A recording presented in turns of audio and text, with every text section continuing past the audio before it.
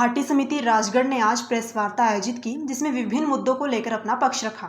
समिति ने हाटी समुदाय से शांति बनाए रखने की अपील की। उन्होंने कहा कि हाटी समुदाय का बरसों का संघर्ष अब अपना लक्ष्य प्राप्त करने वाला है और जो हाटी विरोधी लोग समुदाय के अधिकारों के हनन की कोशिश कर रहे हैं, उनके इरादे कभी कामयाब नहीं होंगे। उन्होंने कहा कि हाटी विरोधियों ने अपने राजगढ़ की रैली में जो असंवैधानिक टिप्पणियां की है वो निंदनीय है। मुख्यमंत्री जयराम ठाकुर, सांसद सुरेश कश्यप, चौपाल विधायक बलवीर वर्मा, पच्छाद विधायक रीना कश्यप और रेणुका विधायक विनय कुमार पर की गई अशोभनीय टिप्पणियों की हाटी समिति निंदा करती है। समिति ने कहा कि आने वाले चुनाव में हाटी समुदाय ही हिमाचल की सरकार बनाएगा और जो हाटी विरोधी नेता है उनका पूर्ण रूप से बहिष्कार किया जाएगा। भविष्य की योजना समिति द्वारा शीघ्र ही हाटी समुदाय को बताई जाएगी। राजगढ़ से निशेष शर्मा की रिपोर्ट। उन्होंने हाटी समुदाय के विरोध में उच्च न्यायालय में एक पिटीशन डाली हुई है और जगह जगह पर स्थान पर इनके विरोध में, हमारे विरोध में रैलियां आयोजित की जा रही है। ऐसी एक रैली पिछले कल राजगढ़ में हुई है और उस रैली के बाद जो हाटी समुदाय राजगढ़ का है उसमें बहुत आक्रोश है। बहुत लोगों के हमें फ़ोन आए हैं और वो लोग इसलिए गुस्सा है कि जिस तरह की भाषा रैली में प्रयोग की गई थी उससे लोगों में बहुत आक्रोश है। तो मैं सबसे पहले उन सभी से ये अपील करना चाहूँगा कि शांति बनाए रखें, मर्यादा बनाए रखें, क्योंकि हाटी आंदोलन जो है ये शायद देश के उन गिने चुने आंदोलनों में से है जो इतने लंबे समय से चल रहा है और बड़े शांतिपूर्ण तरीके से चल रहा है। तो अभी भी यही जो हमारी मर्यादा है इसको बनाए रखें।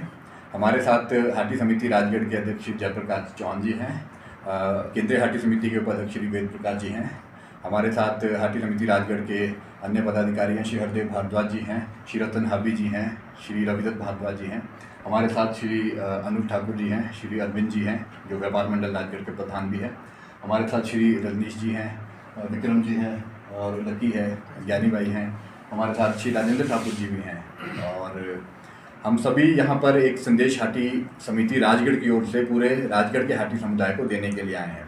सबसे पहली बात तो ये है कि लोकतंत्र में सभी को अपनी बात रखने का अधिकार है। तो हमारे जो बहन भाई जिन्होंने राजगढ़ में रैली की थी उनको भी अपनी बात रखने का अधिकार है और ये शिरगुल महाराज की धरती है, यहाँ पर सबका स्वागत है, हम सबका अभिनंदन करते हैं। और अगर हमें बता दिया जाता तो, क्योंकि जितने लोग यहाँ पर आए थे उतने लोग तो हमारे देवता महाराज का जो जागरा होता है उससे ज़्यादा लोग भोजन करके चले जाते हैं, तो अगर हमें बता दिया जाता तो उनके भी भोजन की व्यवस्था करते ताकि कोई किसी को भूखे पेट यहाँ से नहीं जाना पड़ता। बहरहाल लोकतंत्र में सबको अधिकार है, आपने रैली की, आपको अधिकार था, आपका स्वागत है। लेकिन उस रैली में जो भ्रामक बातें जो कही जा रही हैं, जो अफवाहें फैलाई जा रही है, उसका खंडन करना आवश्यक है ताकि समाज में आपसी वैमनस्य ना फैले। सबसे पहली बात तो उस रैली में ये हुई कि जो संविधान की बात की जा रही थी, संविधान का बार बार जिक्र किया जा रहा था कि हम संविधान को जानने वाले लोग हैं, संविधान को मानने वाले लोग हैं, लेकिन संविधान को मानने वाले लोगों की भाषा कैसी थी। उस रैली में एक सज्जन थे, वो इस तरह की भाषा का जो प्रयोग कर रहे थे जिसको हम यहाँ पे कहना भी उचित नहीं समझते। उन्होंने माननीय मुख्यमंत्री जी के लिए, जो जनता के चुने हुए हिमाचल प्रदेश की जो 40-50 लाख जनता है उनके चुने हुए प्रतिनिधि है, उनके बारे में ऐसा कहा कि हम उनको पैदल कर देंगे। उन्होंने चौपाल के जो आदरणीय विधायक है श्री बलवीर सिंह वर्मा, उनको कहा कि घर से बाहर निकालेंगे।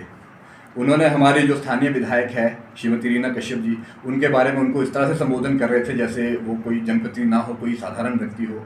श्री सुरेश कश्यप जी, श्री वीरेंद्र कश्यप जी, सबके बारे में इस तरह से संबोधन किया जो बहुत अपमानजनक था। और हमारे दुर्भाग्य की बात यह कि हमारे क्षेत्र में हमारे जनप्रतिनिधियों के बारे में अपमानजनक टिप्पणियां हुई और हमारे ही क्षेत्र लोग वहाँ पे तालियां बजा रहे थे। तो ये चिंतन का विषय है कि बाहर के लोग हमारे बारे में टिप्पणियां करेंगे और हम ही लोग तालियां बजाएंगे। तो हमारे मतभेद हो सकते हैं लेकिन वो हमारी चुनी हुई प्रतिनिधि है। भाषा की मर्यादा का ध्यान रखना चाहिए था लेकिन नहीं रखा, और उन लोगों ने नहीं रखा जो संविधान की दुहाई बात बात पर देते हैं। दूसरी बात मैं कह रहा हूँ कि जिन्होंने ये विरोध का बीज बोया है, जिन्होंने ये द्वेष का बीज बोया, ये किस विचारधारा के लोग हैं। हम लोग सुन रहे थे कि वहाँ नारे लग रहे थे कि हम क्या चाहें आज़ादी। तो मैं सभी जो हाटी समुदाय आपको याद दिलाना चाहूँगा कि ये आज़ादी के नारे इससे पहले कहाँ लगे थे, ये जेएनयू में लगे थे और वो नारे लगाने वालों के पीछे जो मास्टरमाइंड थे आज वो दंगे भड़काने की साजिश में जेल में बंद है। तो ये आज़ादी के नारे लगाने वाली कौन सी विचारधारा है सारा देश जानता है और ये विचारधारा अब गिरी पार में भी आ चुकी है। ये विचारधारा ऐसी है कि समाज में जितना द्वेष फैलेगा, जितना टकराव होगा, उतना इनकी राजनीति बढ़ेगी, इतना स्वार्थ सिद्ध होगा। तो इस विचारधारा के लोग गिरिपार में है और गिरिपार के लोगों को सतर्क रहने की ज़रूरत है, क्योंकि ये वही विष के बीज यहाँ पर बोएंगे जो ये देश में विभिन्न जगहों पर बो रहे हैं। अब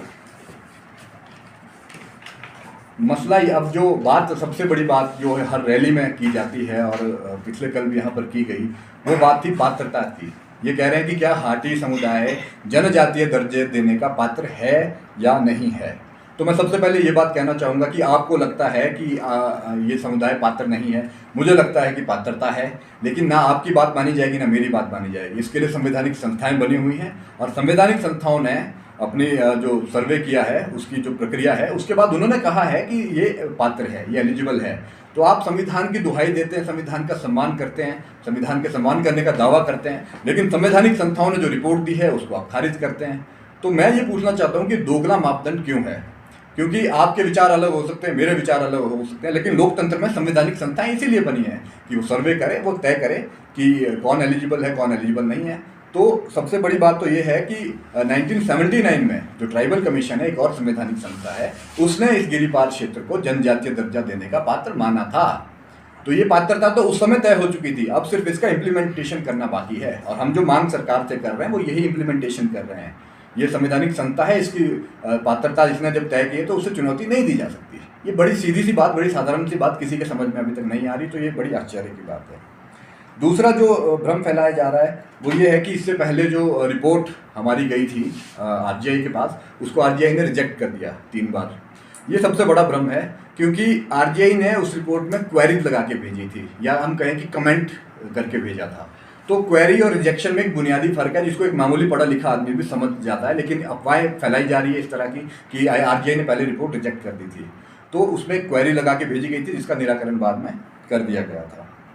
दूसरी बात ये कह रहे हैं कि जो आपका एट्रोसिटी एक्ट और इलेक्शन रोस्टर की बात है, इस मुद्दे को लेके यही लोग हाई कोर्ट में हाटी समुदाय के खिलाफ चले गए हैं और उसी मुद्दे को लेके जनता के बीच जाके जहर भी उगल रहे हैं। तो मैं ये कहना चाहता हूँ कि अगर हाई कोर्ट में आप जा रहे हैं तो क्या आपको हाई कोर्ट पे भरोसा नहीं है? वो भी एक संवैधानिक संस्था है।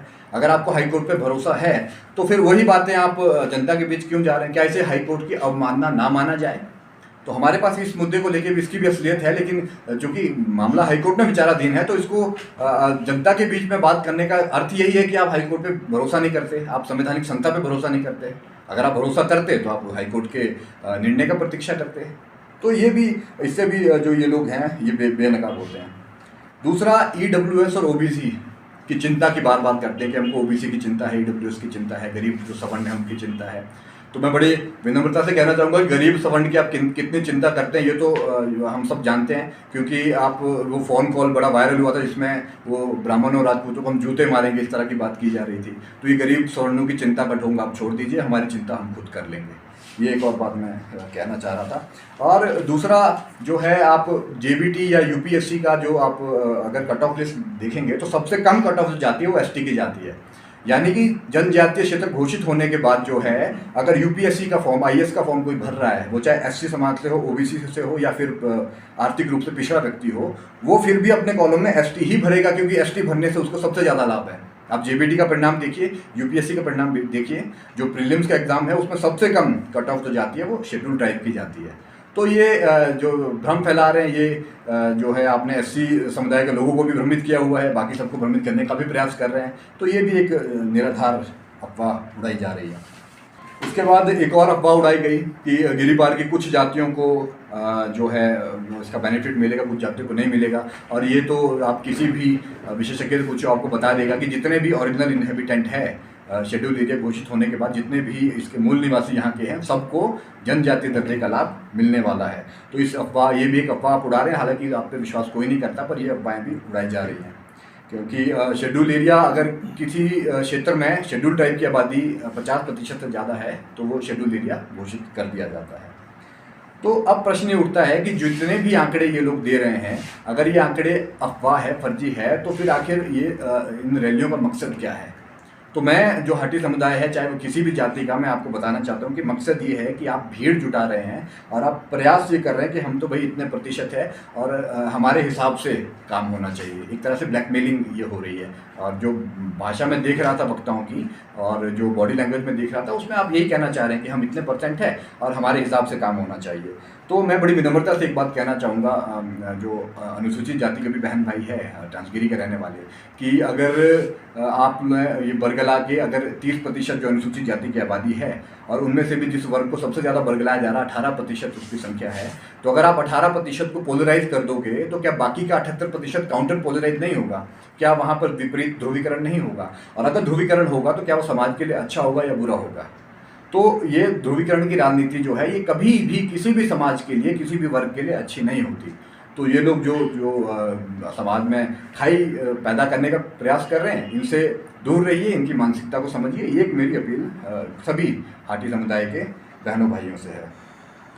उसके बाद अनुसूचित जाति के बहुत सारे लोगों ने हाटी आंदोलन का, हाटी समुदाय का समर्थन भी किया, लेकिन इनकी जो वो देखिए मानसिकता देखिए कि उन लोगों को गालियाँ देनी शुरू कर दी।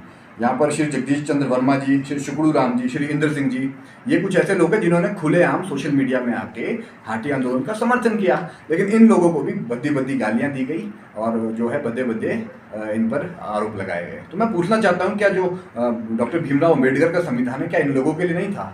क्या ये अनुसूचित जाति के लोग नहीं हैं? क्या ये आपसे कम बुद्धिमान है? क्या ये आपसे कम जानते हैं? इन लोगों को जिस तरह की भाषा इनके विरोध में प्रयोग की गई बहुत दुर्भाग्यपूर्ण है। इसके अतिरिक्त मैं एक आखिरी बात जो गिरिपार का हाटी समुदाय में उससे कहना चाहूँगा कि मसला आपके जनजातीय दर्जे से नहीं है। ये चुनौती जनजातीय दर्जा मिलने के बाद, क्योंकि जनजातीय दर्जा तो हम लेकर रहेंगे, लेकिन ये चुनौती जनजातीय दर्जा मिलने के बाद भी आपके समक्ष रहेगी। ये विचारधारा जो है, इस विचारधारा को आपके अस्तित्व से तकलीफ है। ये किसी न किसी रूप में ये प्रयास करती रहेगी कि आपको सामाजिक रूप से किसी न किसी तरह से आपको परेशान किया जाए, और इसीलिए आपको तैयार रहना पड़ेगा। आपको जिसे कहते हैं बैटल रेडी रहना पड़ेगा, क्योंकि हाटी जो जनजाति है कि योद्धा जनजाति है। हमारे यहाँ पे तो जो हमारे पूर्वज थे वो सोते भी हाथ में डांगरा लेकर सोया करते थे। तो बैटल रेडी आपको रहना पड़ेगा। लोकतंत्र है, लोकतंत्र में वही समाज अपने अधिकारों को सुरक्षित रख पाता है जो संगठित रहता है और जो हर समय जागरूक रहता है। अगर आप संगठित नहीं होंगे तो जो है ये 3 लाख लोगों के अधिकारों को आपसे छीन लिया जाएगा। ना सिर्फ जनजातीय दर्जा मिलने के बाद, इसके बाद भी आपके अधिकारों को अगर सुरक्षित रखना है तो आपको संगठित रहना पड़ेगा। ये अपील मैं हाटी समुदाय से करना चाहूँगा। और जो भी हाटी समुदाय की सभी जातियाँ हैं, मैं आपसे भी कहना चाहूँगा कि ध्रुवीकरण अगर आप करेंगे तो उसके विरोध में ध्रुवीकरण होगा। तो ये ध्रुवीकरण की राजनीति ना करें। और एक आखिरी बात मैं कहना चाहूँगा कि जब भी आप वोट दें, इसके बाद चुनाव आने वाले हैं, उसके बाद दोबारा से चुनाव आएंगे, चाहे प्रधानी के हो, चाहे मेंबरी के हो, कोई भी चुनाव हो, वोट देते हुए हमेशा याद रखें कि हाटी मुद्दे पर किसने आपका साथ दिया था, किसने आपका विरोध किया था। सुनिश्चित कर लें कि आज से अगले 100 साल तक इस गिरिपार क्षेत्र में कोई भी हाटी विरोधी किसी भी तरह जनप्रतिनिधि ना बन पाए, वो चुनाव ना जीत पाए। ये अधिकार भी हमें डॉक्टर भीमराव अम्बेडकर के संविधान ने दिया है, तो ये सुनिश्चित कर लें। और एक और मैं दावा यहाँ से करना चाहता हूँ कि हाटी विरोधी जितने मर्जी रैलियाँ कर लें, जो मर्जी कर लें, इस बार हिमाचल प्रदेश की सरकार बनाएगा भी हाटी समुदाय और गिराएगा भी हाटी समुदाय। तो जितने भी हमारे राजनेता हैं, जनप्रतिनिधि हैं, मैं आपको भी कहना चाहूँगा कि आप हाटी मुद्दे पर अपना स्टैंड क्लियर करें। अगर आप हमारा साथ देंगे तो हम आपका साथ देंगे, अगर आप हमारा साथ नहीं देंगे तो हम पहाड़ी लोग हैं, हम जल्दी बात भूलते नहीं हैं। तो इस बार हिमाचल प्रदेश की सरकार बनाएगा भी हाटी समुदाय और गिराएगा भी हाटी समुदाय। सबसे पहले मैं आप सभी पत्रकार बंधुओं का धन्यवादी हूं कि आप हमारी छोटी सी कॉल पे यहाँ आए हैं। बहुत अधिक स्पष्ट रूप से कल ठाकुर जी ने बातें रख दी है, लेकिन मैं भी थोड़ी सी बातें आपके समक्ष हाटी समुदाय के लोगों के लिए और हमारे जो अनुसूचित जाति के भाई आज हाटी के विरोध में खड़े हैं उनके बारे में कहना चाहता हूँ। संविधान की किताब हाथ में लेकर और बार बार बाबा साहब भीमराव अंबेडकर जी की बात करने वाले लोग संविधान को कितना मानते हैं, ये मैं आपके समक्ष रखना चाहता हूँ। इस लोकतांत्रिक भारत देश में सभी को मौलिक अधिकार दिए गए हैं और उसमें 6 मुख्य मौलिक अधिकार हैं और उसमें समानता का अधिकार सबसे बड़ा अधिकार है, सबसे पहला अधिकार। लेकिन आप लोगों को मालूम है कि जो ये पंचायत में रोस्टर की बात करते हैं या एट्रोसिटी एक्ट्स की बात करते हैं, वो विशेष अधिकार इन लोगों को, अनुसूचित जाति के हमारे भाइयों को अनुच्छेद 46 के तहत मिला है और वो विशेष अधिकार संविधान ने दिया है। ठीक है, आपको अलग मिला है, पछात कॉन्स्टिट्यूंसी से ओपन जाति का कोई भी आदमी खड़ा नहीं हो सकता, समानता का अधिकार हमारा भंग हो रहा है, लेकिन जो लोग खड़े होंगे उन्हें संविधान ने अधिकार दिया है। अब वही संविधान जो है आर्टिकल 342 के तहत या आर्टिकल 244-45 के तहत अनुसूचित जनजाति को अधिकार देता है कि कोई भी जनजाति जो है वो प्रदेश सरकार की संस्तुति पर केंद्र सरकार करेगी। तो अब जब हमें मिलने जा रहा है तो आप संविधान को मानते नहीं। संवैधानिक संस्थाओं की बात अभी पहले कह दी गई कि संवैधानिक संस्थाएं जितनी संस्तुति दे रही हैं, जिन लोगों ने अभी रिकमेंड किया है उनको चैलेंज किया जा रहा है। तो ये संविधान को कहाँ माना जा रहा है? और दूसरी बात, संविधान की आप इनके आलम देखिए कि जब खुद को मिलता है तो संविधान सही है, और जब दूसरों को मिलता है, एट्रोसिटी एक्ट की बात क्योंकि सब जुड़ी से हम नहीं कहना चाहेंगे, लेकिन उसमें जो जनजाति में शामिल होगा उसको वो लाभ मिलेगा, एट्रोसिटी समाप्त नहीं होगी। धारा 370 नहीं है गिरिपार क्षेत्र में कि कोई जो पहले का कानून है वो रद्द हो जाएगा। हाँ, जो जनजाति में लोग शामिल हो गए उनको भी अधिकार मिलेगा। तो मैं ये कहना चाहता हूँ मेरे इन अनुसूचित जाति भाइयों के, और एक जाति विशेष जो विरोध कर रही है, कम से कम आप ये चिंतन तो करें कि हमारे बुजुर्गों ने और आपके संबंध कैसे रहे हैं। अगर आप एक खाई डाल रहे हैं तो वो बढ़ेगी, वो घटेगी नहीं। और इस खाई को पाटने का काम जो है वो बुद्धिजीवी लोग कर सकते हैं। यहाँ बड़ी बात कही गई, एक शख्स, जैसे भी इन्होंने पहले भी कहा, जो चुने हुए प्रतिनिधि है उन्हें कह दिया गया कि हम पैदल चला देंगे। मेरा मानना है आध्यात्मिक दृष्टि से अगर देखा जाए तो पैदल चलना मनुष्य की जो है वो शक्ति है और ये ईश्वर देता है। अगर कोई पैदल नहीं चल सकता है तो वो विकलांग होता है, दिव्यांग होता है, तो वो पैदल, वो भगवान से भी बड़े हो गए जो लोगों को बोलते हैं हम पैदल चला देंगे। तो हमें कम से कम असभ्य भाषा नहीं करनी चाहिए। और दूसरी बात, 13 अप्रैल से पहले तो सभी अनुसूचित जाति की 14 जातियाँ जो है हाटी के साथ थी, लेकिन जैसे ही आरजीआई से फाइल क्लियर हुई तो ये लोग जो है विरोध में खड़े हो गए। अब आप मुझे ये बात बताइए, या ये लोग समझा सके अगर, कि उससे पहले क्यों विरोध नहीं था। आखिर इस 4 महीने में अगर विरोध हुआ तो ये शक तो पैदा करता है कि कोई राजनीति तो है। ये बात सही है कि 50 वर्ष हमारी इस संघर्ष को लगे, लेकिन ये अंतिम चरण में अगर आज पहुंचा है तो उसके लिए मैं तो पूर्ववर्ती सभी सरकारों का आभारी हूं, चाहे वो राज्य की रही हो, चाहे वो केंद्र की सरकारें रही हो। लेकिन आज के माहौल में जो हमारे माननीय मुख्यमंत्री जी हैं जयराम ठाकुर जी, उन्होंने जिस पुरजोर तरीके से हमारी मांग को रखा है, हमें पूर्ण विश्वास है कि बहुत जल्द जो है जनजाति को, हाटी को जो है जनजातीय दर्जा मिलेगा। और भाई जनजाति के लोग जो है वो एहसान फरामोश भी नहीं है, जो काम करेगा उसको उसका फल भी मिलेगा। तो मैं तो हाटी समुदाय के लोगों को भी ये कहना चाहता हूँ कि ये भ्रमित लोग हैं, इनको तो अभी यही पता नहीं है कि आपने देखा होगा जो वक्ता कल थे, कल की रैली में आते लोग बोल रहे थे कि हम हाटी के विरोध में नहीं हैं, हम अपने अधिकारों के संरक्षण की बात कर रहे हैं।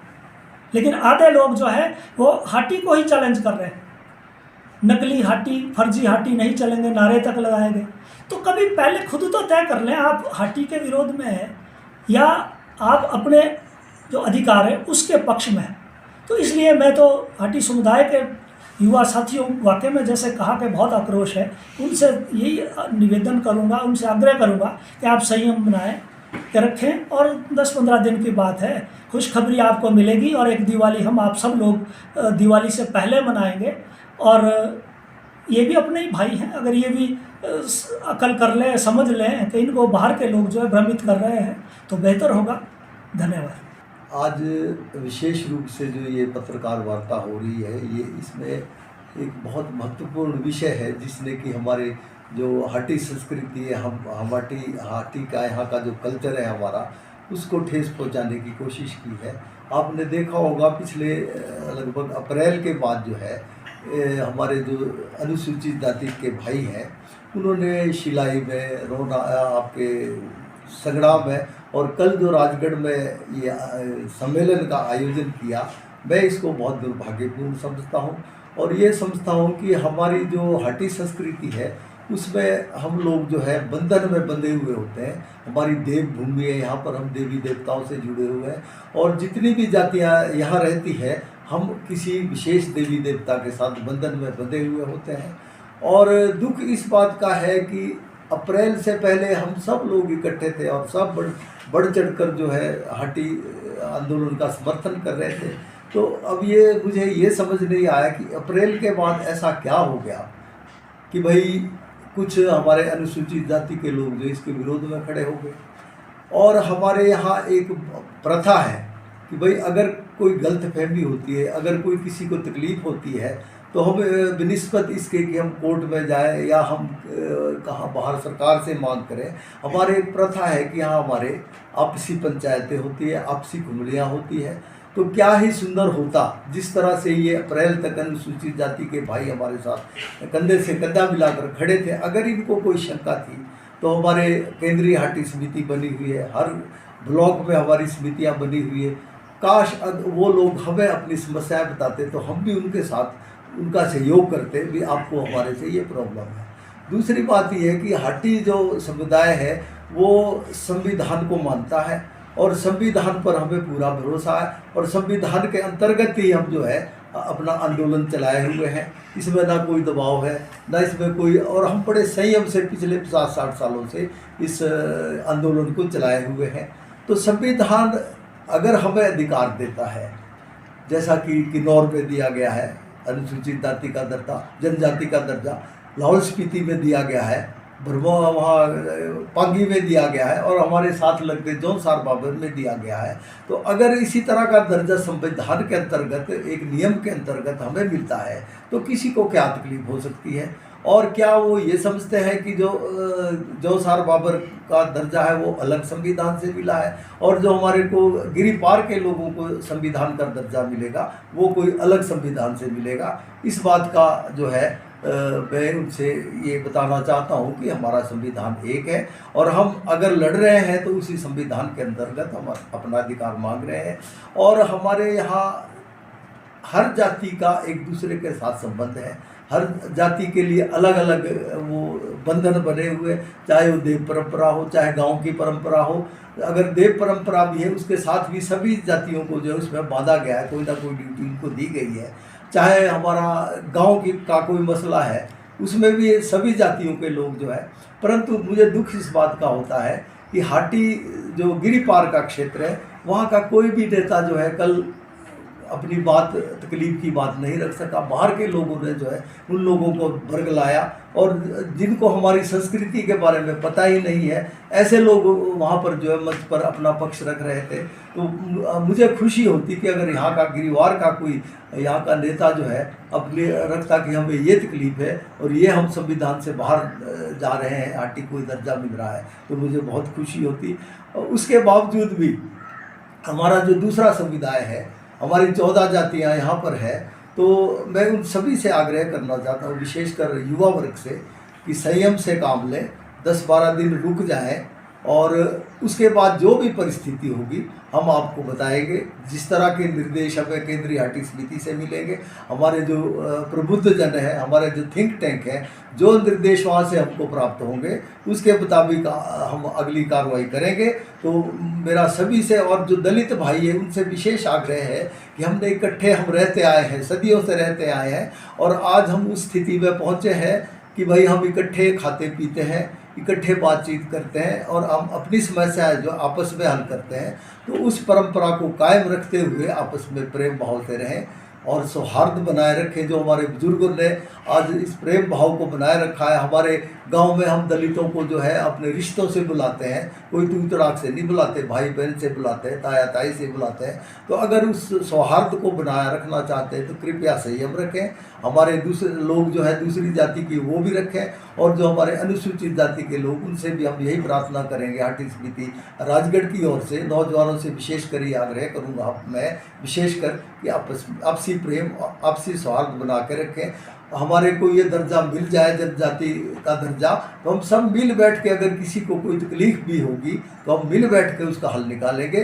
बाहर के लोगों के बहकाव में ना आए, जिनको हमारी संस्कृति का पता ही नहीं है उनके बहकाव में मत आए। वो अपनी राजनीति चमकाने के लिए आपको गुमराह कर रहे हैं।